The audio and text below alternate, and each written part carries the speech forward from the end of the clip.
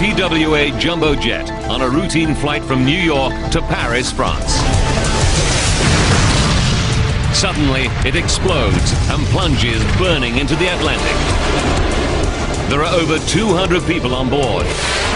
Is it a missile attack, a terrorist bomb, or a catastrophic mechanical failure?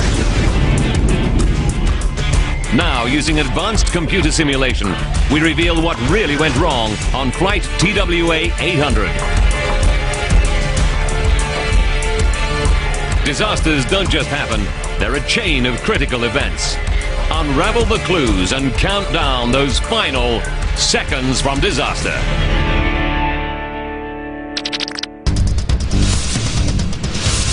America, New York City. John F. Kennedy Airport, July 17th, 1996. Security is tight at New York's busiest airport. Tens of thousands of people will pass through JFK today on some 1,000 flights.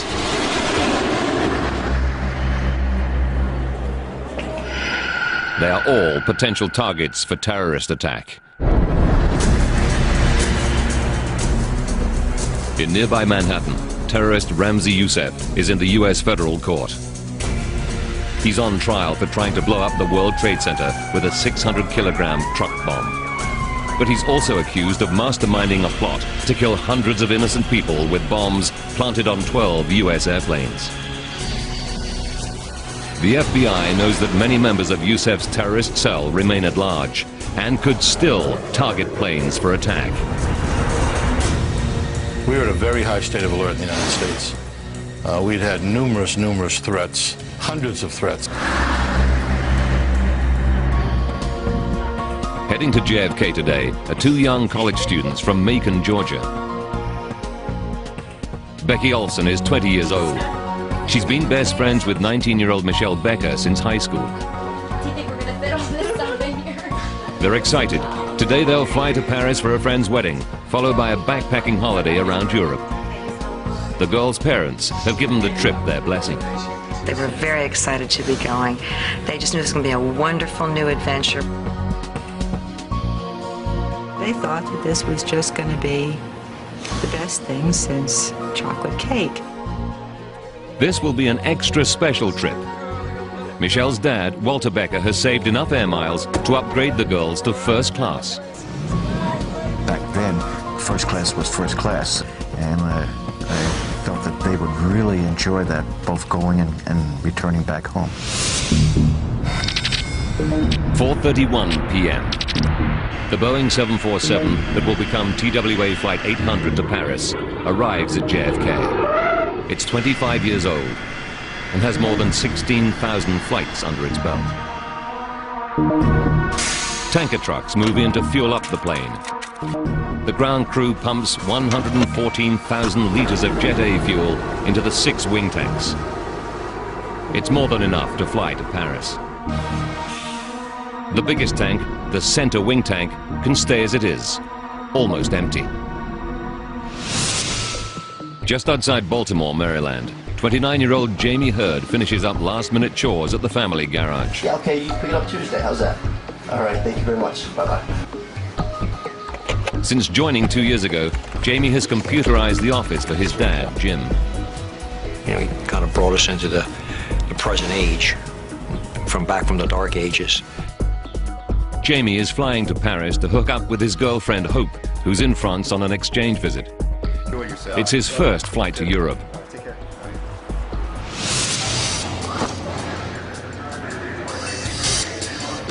Inside JFK's Terminal 5, Michelle Becker calls home to ask her mother for advice. Hi, Mom. TWA is offering cash incentives for passengers to take a later flight. Do you think we should take the bump flight? Because I think we can get some money. What do you think? It's a tough dilemma. The girls don't want to risk losing their free upgrade, but as students, they could use the money. 6 p.m. 212 passengers board Flight 800 in good time for a 7 p.m. takeoff. Among them is Jamie Hurd. He's only 8 hours away from seeing his girlfriend, Hope. In charge of the crew this evening is Captain Stephen Snyder. With 4,700 hours of flying time on 747s, he's one of TWA's most experienced pilots. Flying alongside Snyder is Captain Ralph Kevorkian, another TWA veteran. 7 p.m. Captain Snyder and the flight crew are ready to go. But there's a problem. One of the passengers is not on board, but her bags are already in the hold.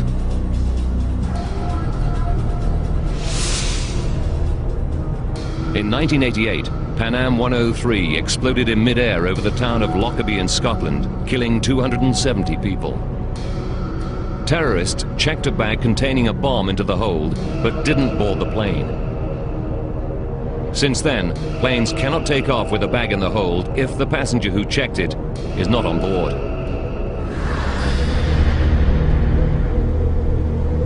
The plane is delayed while ground staff hunt for the missing passenger.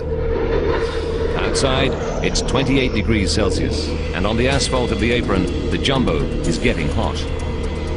As the minutes tick by, air conditioning units under the fuselage keep the passengers cool. 50 minutes go by, and there is still no sign of the mystery passenger. At 7:59 p.m., gate personnel contact the crew. TWA Flight 800, sorry about that delay.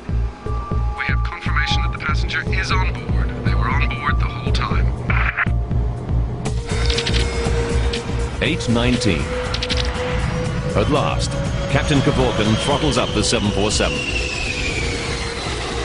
Flight 800 lifts off an hour and 20 minutes late. TWA 800's flight path will take it through some of the most congested airspace in the USA. It will also skirt the boundary of a US military zone to the south. Air traffic control keeps flights well clear of any restricted airspace during weapons testing. 8:31. Flight 800 climbs into the evening sky.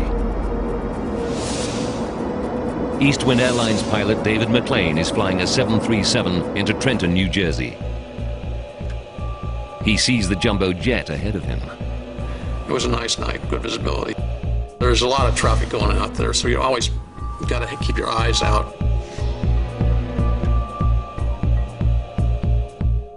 Air traffic control clears Flight 800 to climb to its next level.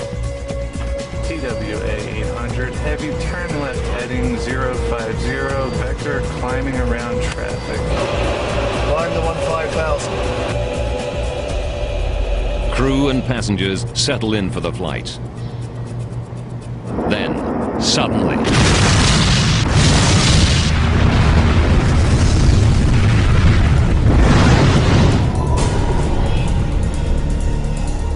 And I thought, gee, they must have 200 to 300 people on board.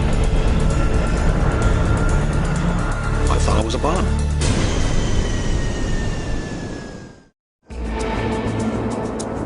"12 minutes out of JFK on a routine trip to Paris. TWA Flight 800 explodes in a huge fireball.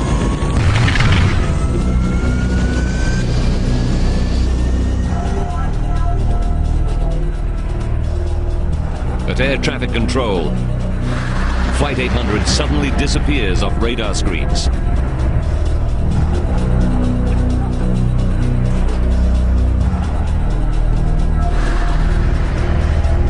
Eastwind's pilot David McLean reports in to air traffic control. We just saw an explosion out here, about 16,000 feet. It just went down into the water. Air traffic control tries to raise Flight 800 on the radio. TWA 800, if you hear center, ident. There's no response. TWA 800, if you hear center, ident. The terrible truth starts to dawn. TWA 800, center.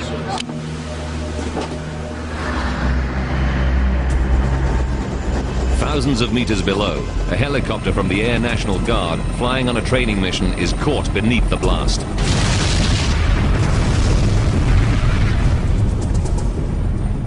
I looked over my right shoulder and this fire exploded across the sky and came down like a curtain, like napalm. Flaming aircraft debris starts to fall all around them. Some of it was still on fire. We actually saw embers. Now the helicopter crew is in danger. If debris hits the rotor blades, they too could crash into the water. We had to get out of there. The helicopter makes it away safely. They race to get help. Back at base, Major Mike Noyes prepares to take command of the helicopter and head out to the crash site. Well, obviously the adrenaline's starting to flow. I'm thinking we're going out to search for survivors. He knows that it is possible to survive a plane crash into water. And the sea temperature is around 18 degrees Celsius. If there are people in the water, they could stay alive for up to 8 hours. The Coast Guard at East Mauritius, Long Island, gets the word that a plane has gone down. Stand by your lines. 02, we're on the way, 03 POB. They speed out to sea.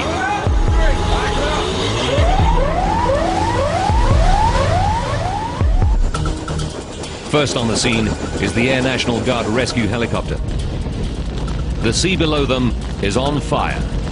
Picture a campfire that's a quarter or a half mile long, but the flames are, oh, I don't know, they're at least 10 feet high. Meanwhile, reports of the disaster start to break on the news channels. This is the latest we have on the flight that crashed tonight of TWA Flight 800 into the waters off Long Island, New York. This was on its way. Among those watching are Aurelie and Walter Becker. They realize it's the flight of their daughter, Michelle. The first pictures you saw were shot from the helicopter with the debris field and the flames coming out of the water. And I said, oh my God.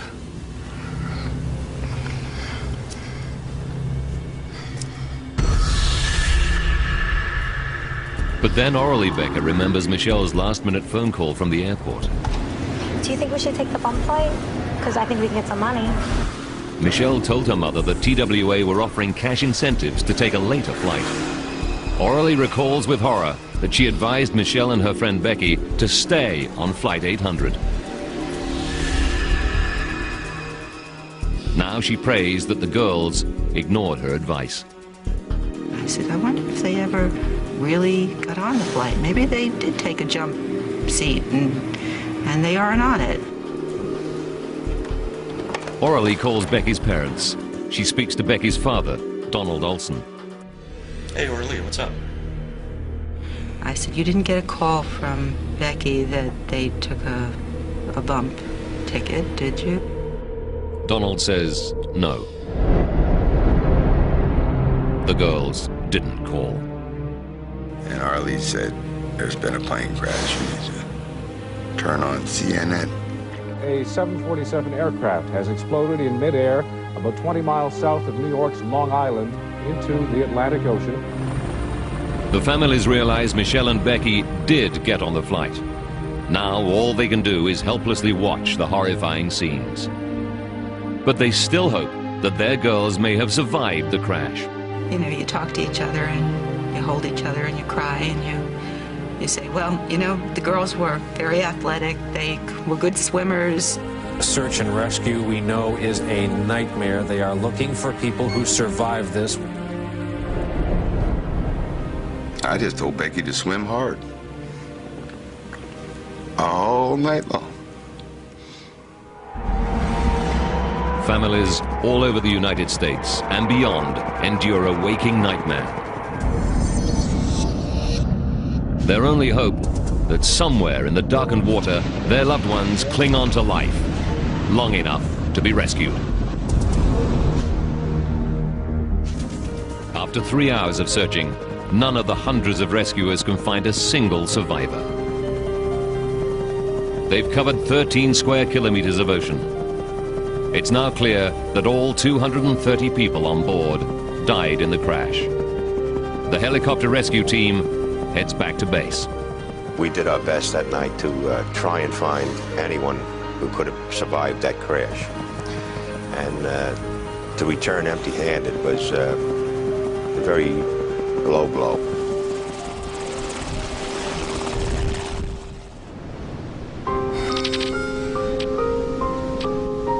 a.m. The sun rises on an ocean littered with the remains of Flight 800. Boat crews bring pieces of wreckage to the Coast Guard station at East Mauritius.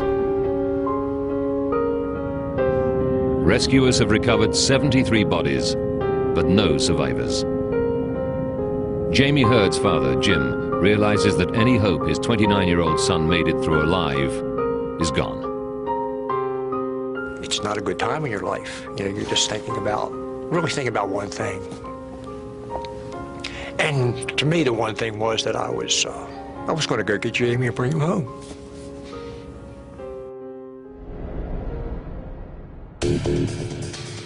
News reaches the FBI and New York Assistant Director James Kallstrom. Kallstrom immediately suspects the crash was no accident. My gut told me that this was probably an intervention by some criminal, some terrorist. Less than 12 hours after Flight 800 plunged burning into the water, investigators survey the impact site.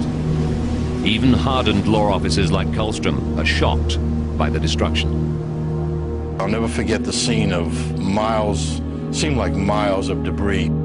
Pilots who were near the jet when it exploded tell FBI agents that the blast came out of the blue. But witnesses on the ground report something highly suspicious. We had 50, 60 people that had called in and said, I saw things in the sky. Some described them as ascending towards this fireball. Over time, 258 people tell the FBI they saw something streaking through the sky at the moment the 747 was lost.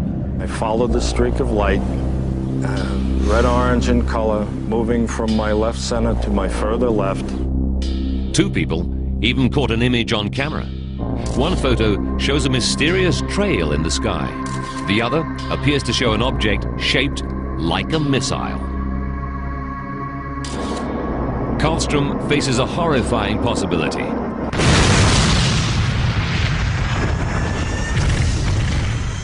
Was Flight 800 shot down by a terrorist missile?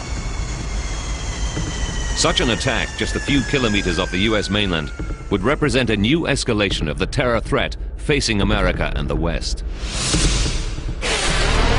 The US supplied shoulder-held ground-to-air missile launches to Islamic freedom fighters in Afghanistan.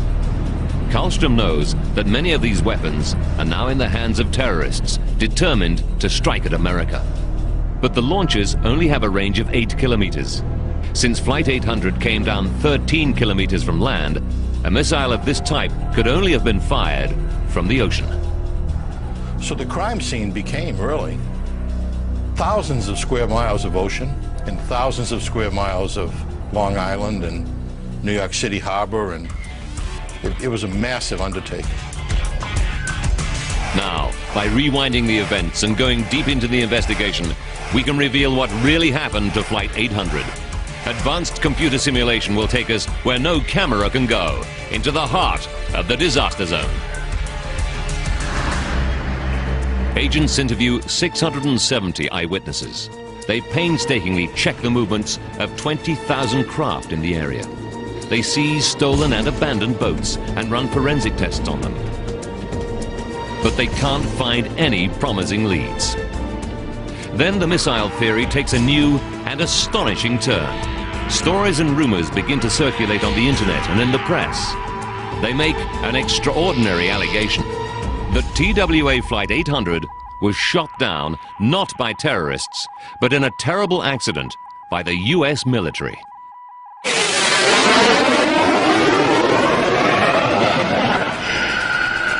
Kallstrom learns that there were 8 military ships, 8 submarines, and 5 military planes within 550 kilometers of the crash site. A P-3 plane and a sub were in the middle of training exercises. He orders dozens of FBI agents to scrutinize all their logs. After weeks of checking, they verify that no missiles were unaccounted for. No missiles were fired that night. The FBI also check out the two suspicious photographs. They find that in one, the photographer was facing in completely the opposite direction to Flight 800. Technicians conclude that the object captured is actually an airplane. They also find that the mysterious trail on the other is simply residue on the film. The FBI concludes that the friendly fire theory is groundless. But the story doesn't go away. Now Pierre Salinger, John F. Kennedy's former press secretary, raises the stakes with an astonishing intervention. He says there's been a cover-up. Flight 800 was shot down by a U.S. Navy missile. And he has the evidence to prove it. 13 kilometers off Long Island. 37 meters down, Navy divers grapple with a mammoth task, recovering the remains of TWA Flight 800, scattered over an area of 104 square kilometers. Meanwhile, the FBI follow up a new and disturbing allegation. John Kennedy's former press secretary, Pierre Salinger, claims to have evidence that the U.S. Navy shot down Flight 800 by mistake.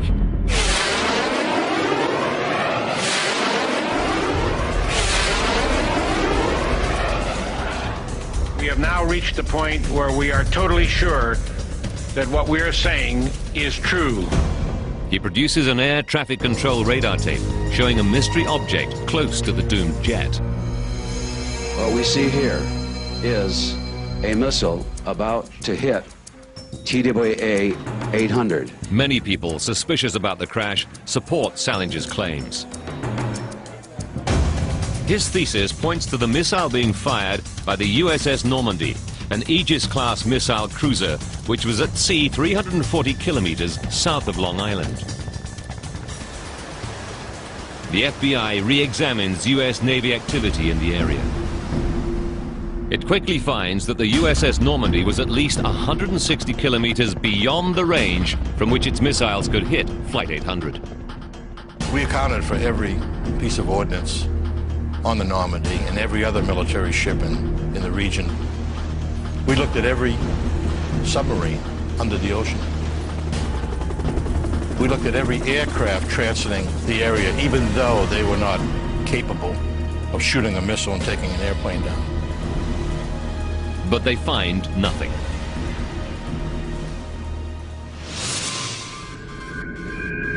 Scientists analyze the radar tape. They discover the traces are just interference. It's a well-known phenomenon called radar ghosting. They are simply duplicate images of Jet Express Flight 18 flying nearby.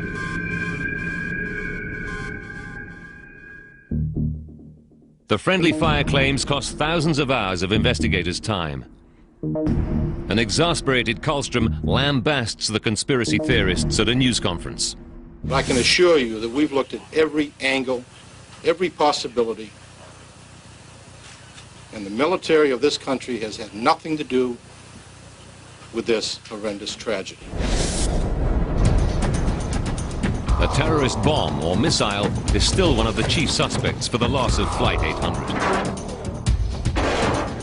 But the only way of finding out for sure what downed the plane is to analyze the wreckage.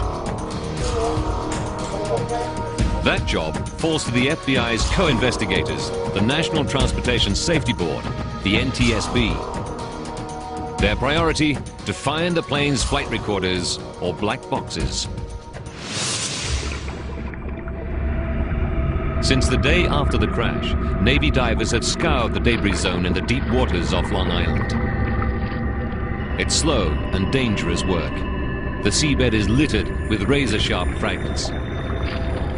6 days into the search, and there's no sign of the black boxes. It's possible that ocean currents have buried them in the sand.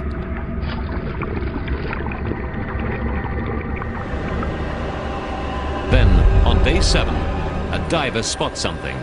A flash of orange. The cockpit voice recorder. It's it. You see the beacon right on it? You want to take a picture of it? Right. It's the cockpit voice recorder.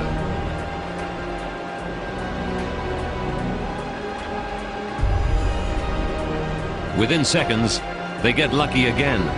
The flight data recorder lies just meters away. They got both of them? Holy cow! Divers quickly bring the boxes to the surface. To prevent damage by oxidation, they keep them submerged in salt water. For NTSB investigator Bob Swain, it's a potential breakthrough.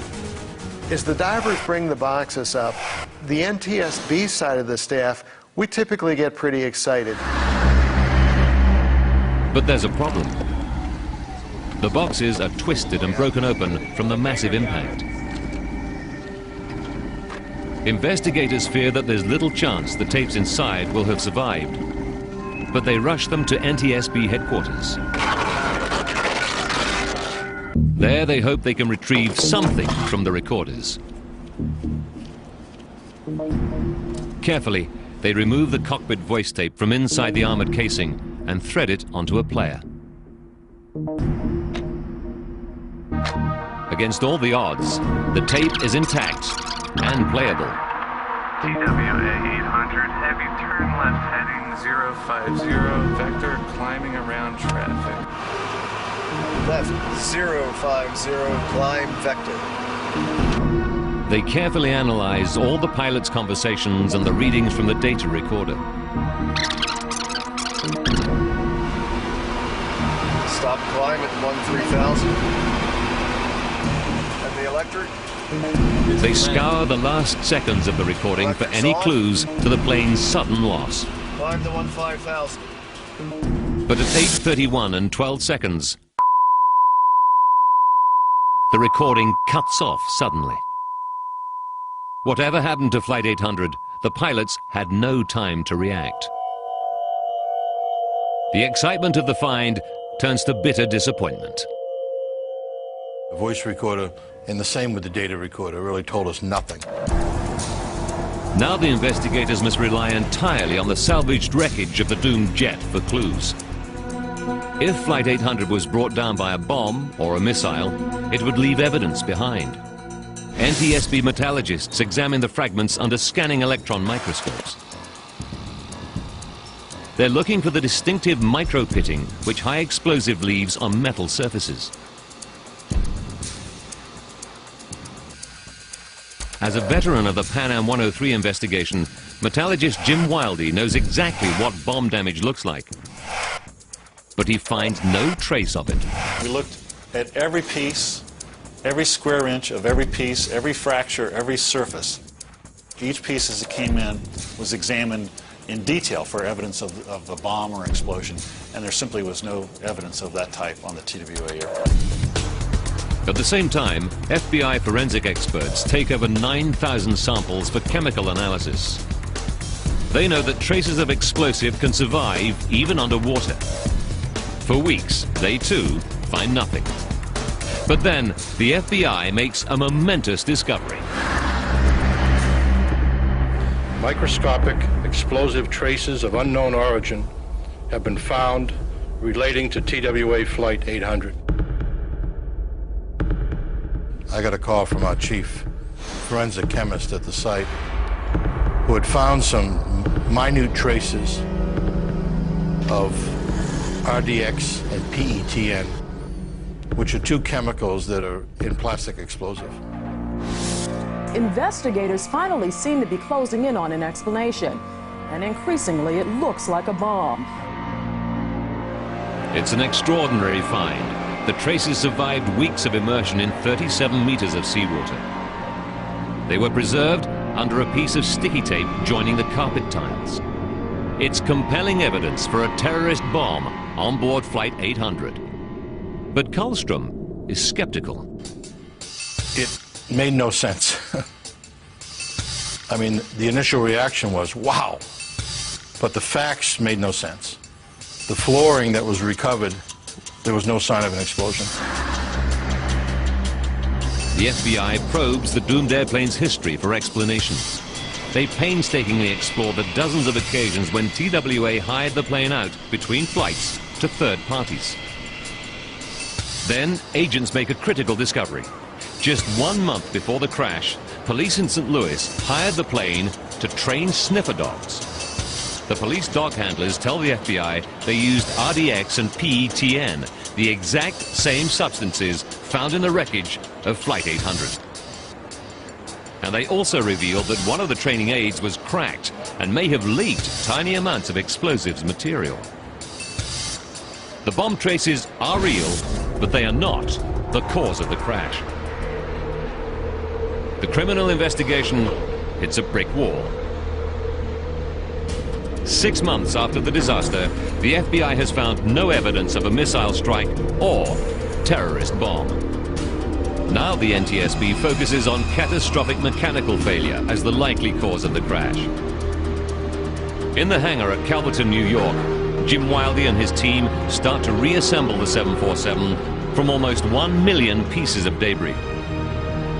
It takes them 3 months to complete the center section.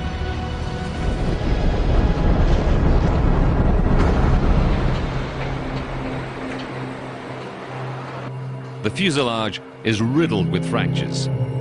To trace where the plane's breakup started, Wildey first needs to calculate the sequence of the fractures. All of these early fractures stem from one location, and that was right here in the fuselage, just in front of the front spar, near the bottom of the airplane. The fracture sequence allows Wildey to work out how the plane broke up. The fractures underneath the plane radiate out, tearing away part of the belly of the plane.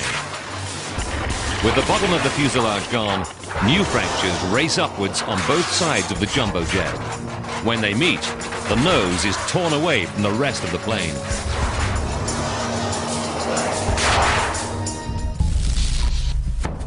Now Wildey must find what triggered the initial fracturing.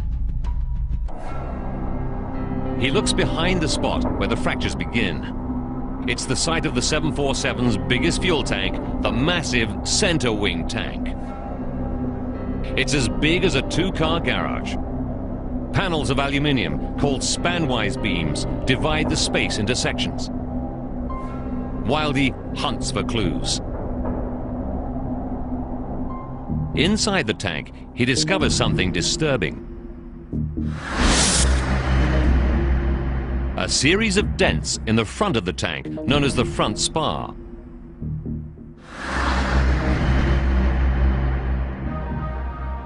It's an extraordinary discovery. Wildey believes the dents were caused by spanwise beams slamming into it. The most likely scenario for the damage? An explosion inside the tank. This impact damage, it fractured, it buckled, and it damaged these stiffeners and started the breakup of the front spar, and then the continued breakup of the airplane from this point. Wildey is convinced an explosion in the center wing tank must have been the fatal trigger for the plane's breakup. The obvious culprit for such a blast, jet fuel. Investigators examine the fueling records at JFK. They find that the ground crew left Flight 800's center wing tank almost empty, with just 190 liters of Jet A fuel in it. That's just a puddle in the bottom. It seems a small amount of fuel to cause such extensive damage. But Wildey knows that Jet A fuel has unusual properties, as this footage, taken at Federal Aviation Authority testing labs, shows. In its liquid state, Jet A fuel is not highly flammable. But when it's enclosed in a tank and heated up, it vaporizes, becoming easy to ignite.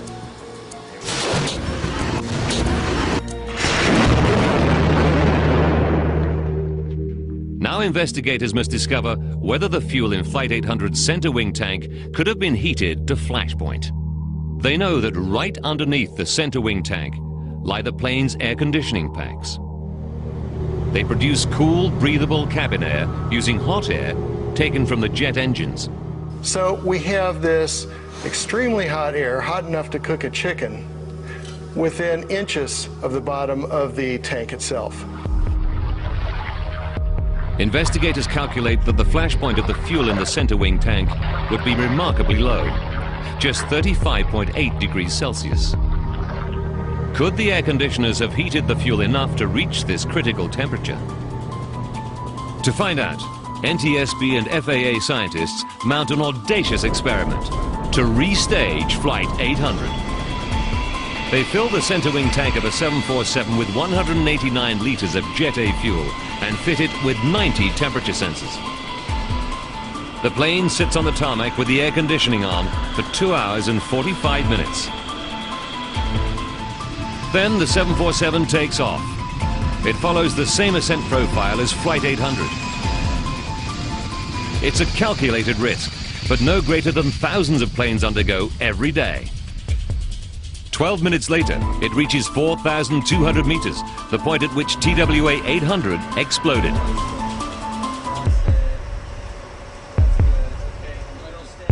Investigators examine the readings from the temperature sensors. What they find horrifies them. The temperature in the center wing tank is 53 degrees Celsius, a full 17 degrees past the fuel's flash point. The test flight conclusively showed that the center wing tank had become flammable. To confirm that it could cause a blast strong enough to rupture the reinforced aluminium center wing tank, engineers build a 1/4 scale model. They fill it with jet fuel vapor. Then they ignite it.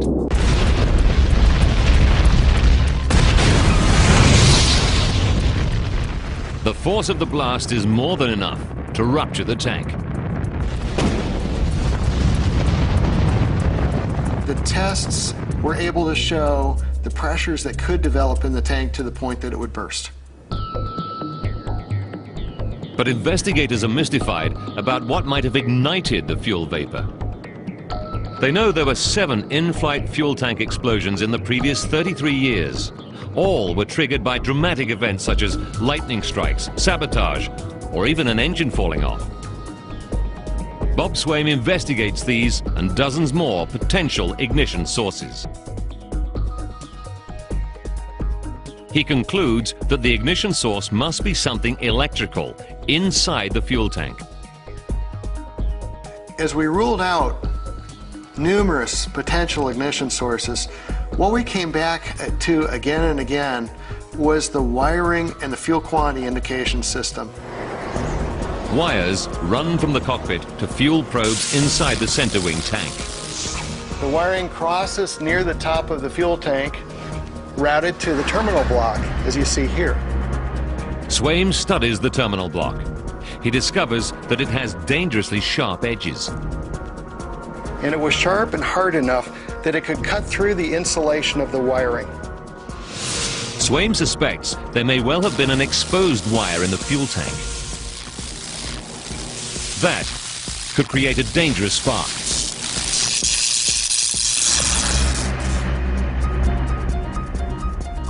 But there's a puzzle. The wires inside the fuel tank are designed to carry a very low voltage, too low to cause a spark. Swaim follows the fuel probe wires outside the fuel tank. Here they join high voltage wires for the cabin lights and other aircraft systems which run in bundles through the belly of the 25-year-old plane. He looks more closely at the surviving wiring on the crashed 747 and on other jumbo jets of a similar age and makes a disturbing discovery. We were shocked by the condition of the wiring we found. Swaim finds the remains of fluid spills and sharp metal shavings among the bundles of wire. He also finds chafed wires, wires repaired with tape, and even some with cracked insulation.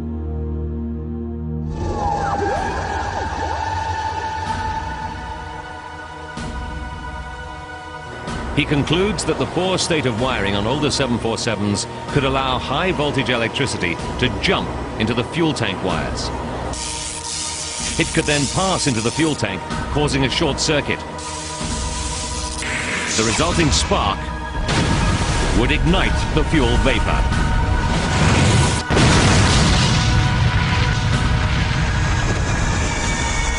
Investigators know there are some 1,200 other 747s in service around the world.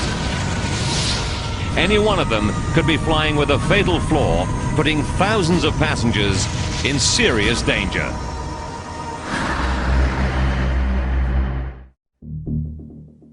The NTSB believe a fuel tank explosion blew apart Flight 800 when a short circuit caused a fatal spark. But they have no proof. Short circuits often leave no physical trace in wiring. Their one hope of proving the theory is the plane's black boxes, which hold the only surviving flight data. 800, heavy turn left heading 050, vector climbing around traffic. The 13-minute cockpit voice recording seems unremarkable. Climb the 15,000. But as they replay the tape, investigators hear something intriguing. Just before the recording cuts off, there are two minuscule pauses. They're each just 2 microseconds long. But they're telltale signs of a momentary loss of power to the recorder. It's an astounding discovery. The pause in the recording backs the investigators' theory that there was a short circuit on Flight 800. And it could happen on any one of 1,200 other 747s in service around the world. It's the final piece of the puzzle. Investigators now know the probable chain of events that triggered the loss of TWA Flight 800. What tore apart a 300-ton jumbo jet just 12 minutes into a routine flight and left 230 passengers and crew seconds from disaster? 12.5 minutes to disaster. Flight 800 takes off. Air conditioners have been keeping passengers cool during the delay.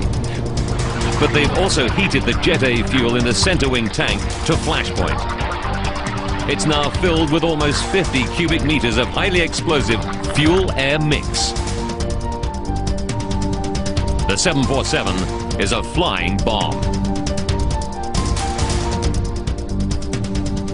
44 seconds to go.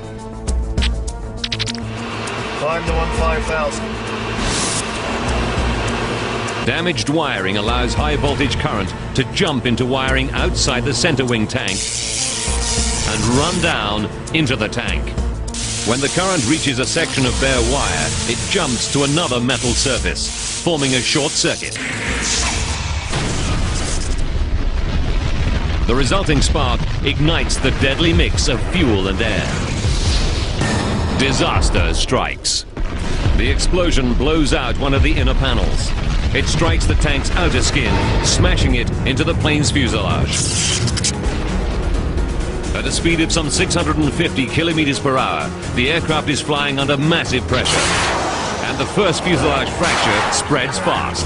Now multiple fractures race around the plane. In 4 seconds, they meet, severing the 747's nose. The nose plunges downward like a bullet.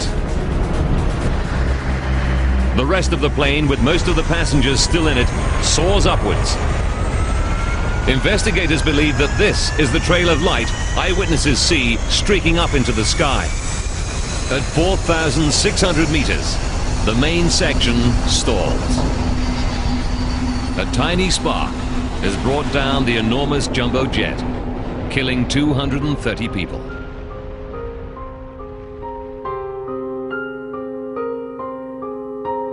It's over a year before remains of all the crash victims are identified, most by using DNA analysis.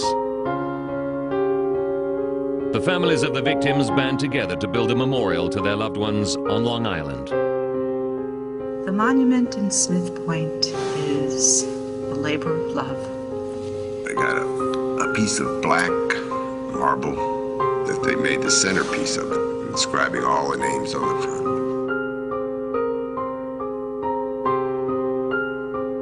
It's a place for Jim Hurd to remember his son, Jamie. This is the closest place I can be to where he's buried, because really most of him's out there in the ocean. Or that's where he went. When the fog begins to roll in, or at the very early morning when the mist is gently there, you can feel the presence of souls.